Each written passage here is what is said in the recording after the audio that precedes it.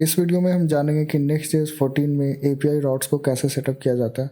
तो सबसे पहले मैं अपना VS कोड ओपन कर लेता हूँ और इसमें जो Next.js का इंस्टॉलेशन कमांड है npx create next app, और यहाँ पे जो लेटेस्ट वाला है मैं वो यूज़ करने वाला हूँ। तो अभी जो लेटेस्ट है वो Next.js 14 है। यहाँ पे ये प्रोजेक्ट का नाम पूछ रहा है, तो मेरा प्रोजेक्ट का नाम एपीआई राउट्स है, और अगर मैं डॉट दे के इंटर करता हूँ तो ये आगे चला जाएगा। मैं टाइपस्क्रिप्ट का यूज़ नहीं करने वाला हूँ, ये स्लिंट का भी नहीं करने वाला हूँ, टेलविन का करने वाला हूँ, सोर्स का करने वाला हूँ, एपीआई राउटर का भी करने वाला हूँ, और इंपोर्ट एलियास जो है उसका नहीं, उसमें मतलब कोई चेंजेस नहीं करने वाला हूँ। अभी जो Next.js है वो इंस्टॉल हो रहा है। अब जब Next.js इंस्टॉल हो गया है तो मैं npm run dev कमांड का यूज़ करके इसको स्टार्ट कर दूँगा। और जो Next.js का स्ट्रक्चर है वो कुछ ऐसा पब्लिक आता है, और पब्लिक के बाद सोर्स आता है, और सोर्स में ऐप होता है, और ऐप के अंदर हमें एपीआई का जो डायरेक्टरी है वो क्रिएट करना पड़ता है। उसके अंदर हम लोग अपना एपीआई वगैरह लिखते हैं। तो ये जो एपीआई है उसके अंदर जो ऐप है उसके अंदर मैं एपीआई डायरेक्टरी क्रिएट करता हूँ, और जो एपीआई है उसके अंदर हमारा एपीआई होगा। और इस एपीआई के अंदर हमें अगर एपीआई स्लैश यूज़र्स चाहिए तो हमें यूज़र्स लिखना होगा, अगर एपीआई स्लैश प्रोडक्ट चाहिए तो हमें प्रोडक्ट लिखना होगा। तो ये जो एपीआई है यहाँ पे मैं ऐसे क्लिक करके यहाँ पे मैं राउट डॉट जेएस नाम का फ़ाइल लिखूँगा, और यहाँ पे जो ये जो राउट डॉट जेएस नाम का फ़ाइल है वहाँ पे जो भी राउटिंग का प्रोसेस होगा, गेट पोस्ट पुट या डिलीट, वो मैं लिखने वाला हूँ।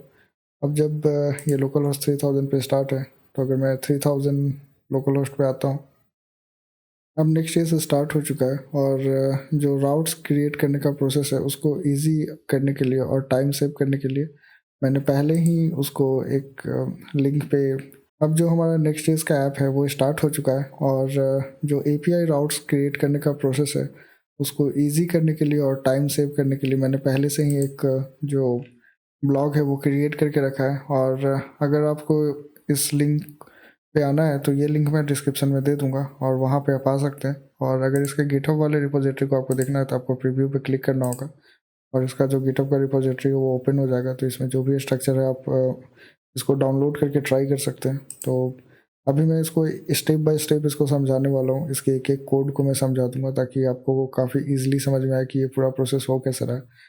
तो इसमें मैंने स्टेप बाय स्टेप लिखा है कि आपको करना क्या है। जैसा कि मैंने लिखा है कि आपको सबसे पहले npx कमांड के थ्रू Next.js को इंस्टॉल करना है, उसके बाद उसको स्टार्ट करना है, और फिर जो हम लोग एपीआई राउट्स बनाने वाले हैं उसके लिए जो मैं डेटाबेस का यूज़ करने वाला हूँ वो MySQL है। और MySQL डेटाबेस इजीली अवेलेबल होता है किसी भी सर्वर पे, तो आप उसका यूज़ कर सकते हैं। अगर नहीं है तो आप लोकल होस्ट में जैम्प वगैरह अगर आपके पास है तो काम बन जाएगा। अभी मेरे पास जो है मैं लैरगोन यूज़ करने वाला हूँ। तो लैरगोन क्या है कि एक जैम की तरह ही एक सर्वर है जिसके थ्रू हमारा काम बहुत इजी हो जाता है। ये लैरगोन है, और अगर मैं स्टार्ट करूँगा इसको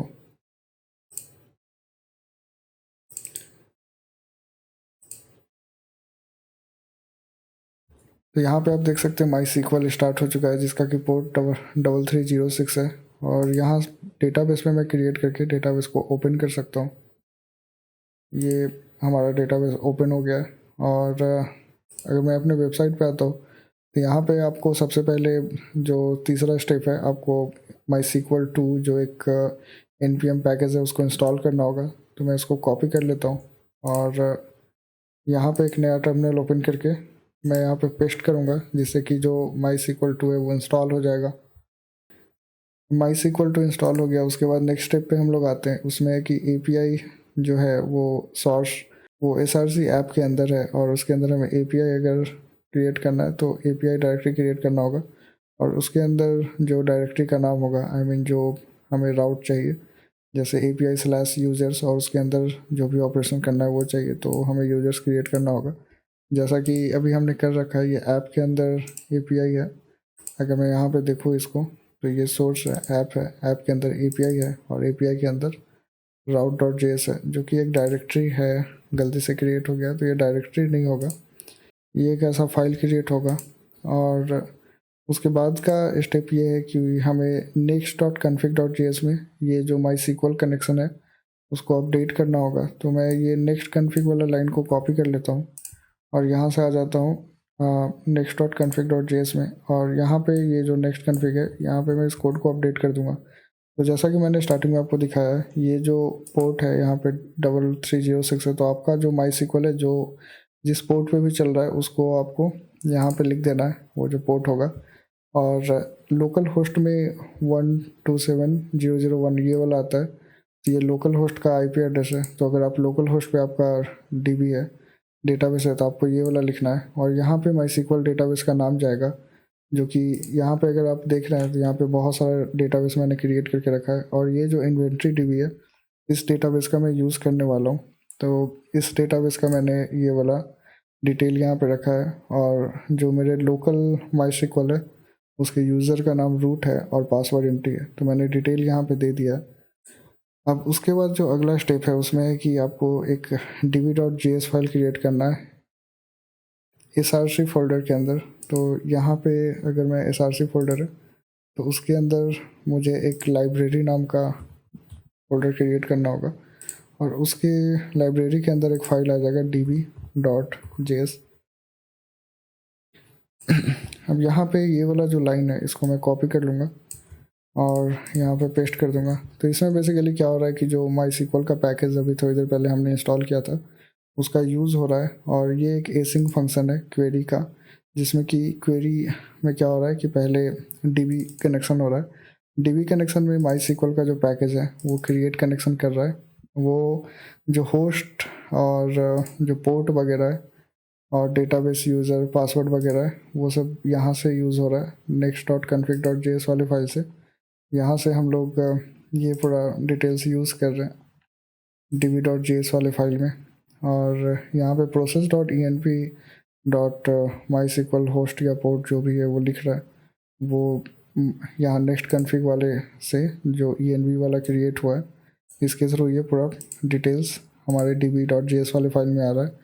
और उसके बाद जब ये डिटेल आ जाता है तो आप देख रहे हैं जो रिज़ल्ट है वो रिज़ल्ट को प्रोसेस करने के लिए इस कनेक्शन को यूज़ करके उसको एग्जीक्यूट किया जा रहा है, जिसमें मेनली हमारा क्यूरी जाएगा और क्यूरी से रिलेटेड वैल्यू जाएगा। जैसे सेलेक्ट स्टार फ्रॉम डीबी है तो ये database select star from table है, तो ये क्यूरी हो गया।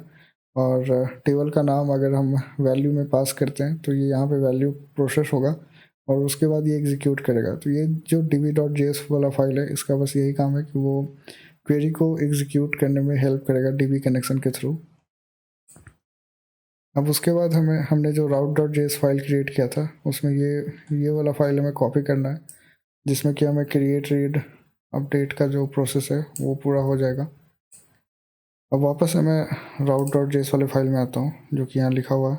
तो मैं route.js वाले फाइल में आके उस कोड को पेस्ट करता हूँ, और यहाँ पे क्या हो रहा है कि ये बेसिकली जो क्वेरी है वो मैं db वाले फाइल से ला रहा हूँ। जैसा कि आप देख सकते हैं नेक्स्ट जेएस में हम लोग डेकोरेटर का यूज़ करके लाइब्रेरी से डीबी को फेच कर रहे हैं और उसमें क्वेरी आ रहा है। और क्वेरी में जो सबसे पहले फंक्शन है वो गेट फंक्शन है, और गेट फंक्शन में क्या हो रहा है कि जो क्वेरी के according select star from users है, और वैल्यू यहाँ पे हम लोग कुछ भी नहीं पास कर रहे, और जो डेटा है वो जेसन डॉट स्ट्रिंगिफाई हो रहा है और यहाँ पे प्रोसेस हो रहा है। तो अगर अभी मैं जाके अगर इसको टेस्ट करना चाहूँ तो मुझे इस लोकल होस्ट पे आके /API/यूजर्स पे अगर मैं इंटर करूँ तो आप देख रहे हैं अभी कुछ नहीं आ रहा। मैं इसको फिर से रीस्टार्ट कर देता हूँ। अभी गलती ये हो रहा है कि एपीआई के अंदर डायरेक्टली राउट आ रहा है, तो अगर मैं डायरेक्टली एपीआई में जाता हूँ ऐसे तो वो चीज़ काम करना चाहिए। तो आप देख रहे हैं एपीआई में ये पूरा डिटेल आ रहा है, मतलब जो गेट का प्रोसेस है वो पूरा हो रहा है यहाँ पे। अगर वही मैं एपीआई के जगह पे यहाँ पे अगर मैं एक और डायरेक्टली क्रिएट कर दूँ, जैसे मैं यूज़र्स का डिटेल ले रहा हूँ तो मैंने यूज़र्स क्रिएट कर दिया और इसको यहाँ से इसके अंदर मूव कर देता हूँ, और यहाँ पे अगर आकर मैं अब रिफ्रेश करूँगा तो ये काम नहीं करेगा। लेकिन यहाँ पे अगर मैं ऐसे यूज़र्स लगा दूँ तो हमारा डिटेल्स ऐसे जो भी डिटेल है वो यहाँ पे आ जाएगा। और यहाँ पे जो बाकी का प्रोसेस है जैसे जो पोस्ट है, तो पोस्ट में क्या हो रहा है कि name email phone type role जो भी फील्ड्स मुझे अपडेट करना है वो फील्ड मैं यहाँ पे पास कर रहा हूँ, वो उसका वैल्यू है, और वैल्यू जितना है उसका पैरामीटर उतना जा रहा है। और यहाँ पे आप देख सकते हैं ये क्वेरी लिखा हुआ है insert into users, users table का नाम है, उसमें name email phone type role जा रहा है, और जितने ये पैरामीटर्स हैं 5, उतना वैल्यू का जो ये वाला क्वेश्चन मार्क वाला सिंबल जाएगा और उसमें जो वैल्यू है वो ऐसे इंटर हो रहा है, मतलब नेम ईमेल वगैरह जो वैल्यू है इसके जगह पे पास हो जाएगा और यही वैल्यू यहाँ पे एग्जीक्यूट होगा। यहाँ पे आप देख सकते हैं ये क्वेरी है और ये वैल्यू है और ये वैल्यू जब यहाँ से पास होगा तो वहाँ पे एग्जीक्यूट होता है और ये जो अपडेटेड यूजर्स है वो रिजल्ट्स में आ जाएगा और जो भी अफेक्टेड रोज़ है अपडेट होने के बाद वो हमारा जो रिज़ल्ट वाले में आएगा। अगर रिज़ल्ट हमारे पास आता है कुछ अपडेट हुआ है तो वो सक्सेस मैसेज रिटर्न करेगा, नहीं तो एरर मैसेज रिटर्न करेगा। और जो भी मैसेज आ रहा है उसके साथ हम लोग कौन सा ईमेल अपडेट हो रहा है उसको हम लोग यहाँ पे रिटर्न कर सकते हैं। इसको टेस्ट करने के लिए मैंने यहाँ पे पहले से लिख के रखा है और यहाँ पोस्ट में आप देख सकते हैं name email phone type role है। तो अगर मैं पहले से देखूँ तो इसमें सोहन नाम का रिकॉर्ड लास्ट में इंटर किया हुआ, तो मैं सोहन से इसको रोहन कर देता हूँ।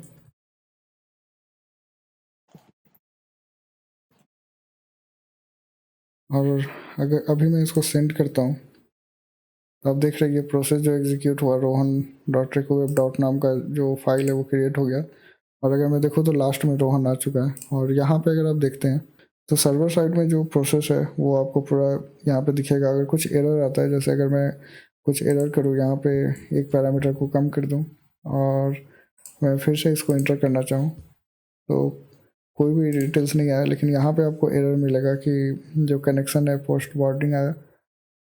जो भी हमारा एरर है, जैसे if you pass invalid configuration the column count doesn't match value at row 1, ऐसा करके जो एरर आया मतलब कॉलम काउंट है वो वैल्यू से मैच नहीं कर रहा है, तो इसलिए वो एरर आपको देख के समझना होगा कि कौन सा एरर है और उसके बेसिस पे आप इसको डीबग कर सकते हैं। तो ये कोड अवेलेबल है, आप इसके थ्रू इसमें आप जो भी एक्सपेरिमेंट वगैरह है वो आप कर सकते हैं और उसके बाद आपको जो भी एक्सपेक्टेड रिजल्ट है वो मिलेगा। अभी जो नेक्स्ट हमारा है वो है पुट है। पुट में भी सेम वही क्वेरी जाता है, पोस्ट से थोड़ा डिफरेंट है। अब यहाँ पे क्या हो रहा है कि यहाँ पे भी ID email name phone type role है, यहाँ पे एक्स्ट्रा में आईडी ऐड हो रहा है और update user set name email phone जो भी जो फील्ड है मुझे अपडेट करना मैं यहाँ पे दे दूँगा और यहाँ पे आईडी के बेसिस पे मैं फ़िल्टर आउट करूँगा। अगर आपको ईमेल के बेसिस पे फ़िल्टर आउट करना है तो यहाँ पे वेयर आईडी की जगह पे आप ईमेल यूज़ कर सकते हैं और यहाँ पे वो ईमेल के बेसिस पे वो फ़िल्टर अपडेट होगा। अब यहाँ पे name email phone role ID, मतलब जिसमें ऐसे पास हो रहा है, पहले नेम तो नेम गया, ईमेल फिर फ़ोन फिर टाइप फिर रोल फिर आईडी, वैसे पास किया गया। अब ये जो भी रिज़ल्ट है जैसे पोस्ट वाले में हो रहा था वैसे रिज़ल्ट है वो अफेक्टेड रोज़ आ जाएगा और वो अगर अफेक्ट हुआ है तो उसका जो आईडी और ईमेल है वो जेसन स्ट्रिंगिफाई के थ्रू वो रिस्पॉन्स में आता है। अब जैसे अगर मैं वापस से पोस्टमैन पे जाऊँ और यहाँ पे पुट वाला है और पुट वाला में 1 है, अगर मैं इसको लास्ट में जो हमारा इंटर हुआ था वो 5 रोहन है, रोहन का नाम मैं चेंज करके निखिल करना चाहता हूँ तो यहाँ पे मैं 5 करूँगा और यहाँ से मैं सेंड कर दूँगा। तो ये सक्सेस हो गया है, ये रिकॉर्ड भी अपडेट हो गया है। अब अगर मैं इसको रिफ्रेश करता हूँ तो आप देख रहे हैं इसका जो नाम है वो चेंज हो गया है। तो इस तरह से जो प्रोसेस है चेंज करने का अपडेट करने का वो हम लोग नेक्स्ट डेज में ईजिली कर सकते हैं। अब उसके बाद जो लास्ट वाला बच गया वो डिलीट का है, तो डिलीट में भी आईडी के थ्रू काम होगा। यहाँ पे भी delete from users where ID जो क्वेरी है वो पास होगा और इसमें हमें बस आईडी चाहिए और जो भी प्रोसेस है मतलब रिजल्ट आया तो वो सक्सेस हो गया, नहीं आया तो वो फेल हो गया। अब यहाँ पे अगर मैं डिलीट वाले में जाता हूँ, ये डिलीट वाला है, यहाँ पे बस आईडी है। अगर मैं यहाँ पे 5 लिख के पास करूँ और सेंड कर दूँ और फिर से यहाँ आके अगर मैं रिफ्रेश करूँ तो आप देख रहे हैं जो 5 नंबर का रिकॉर्ड है वो डिलीट हो चुका है। तो इस तरह से हम लोग नेक्स्ट ईयर्स में जो एपीआई का यूज़ है कर सकते हैं। तो यहाँ पे मैंने माई सीक्वल डेटाबेस का यूज़ किया है।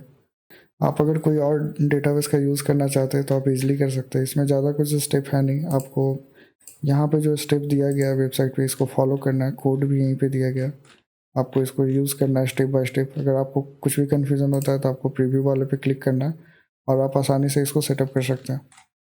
सो अगर आपको ये वीडियो देखने में अच्छा लग रहा है और आप नेक्स्ट ईयर्स में एक डैशबोर्ड बनाना चाहते हैं तो आप राइट वाले वीडियो पे क्लिक करके नेक्स्ट ईयर्स में डैशबोर्ड बनाना सीख सकते हैं। और अभी तक आपको अगर नेक्स्ट ईयर्स अच्छे से नहीं आ रहा और आपको रिएक्ट में इन डेप्थ नॉलेज चाहिए एक प्रोजेक्ट के थ्रू और आप रिएक्ट जेएस में एक डैशबोर्ड बनाने के साथ ही रिएक्ट सीखना चाहते हैं तो आपको लिफ्ट वाला वीडियो चेकआउट करना चाहिए।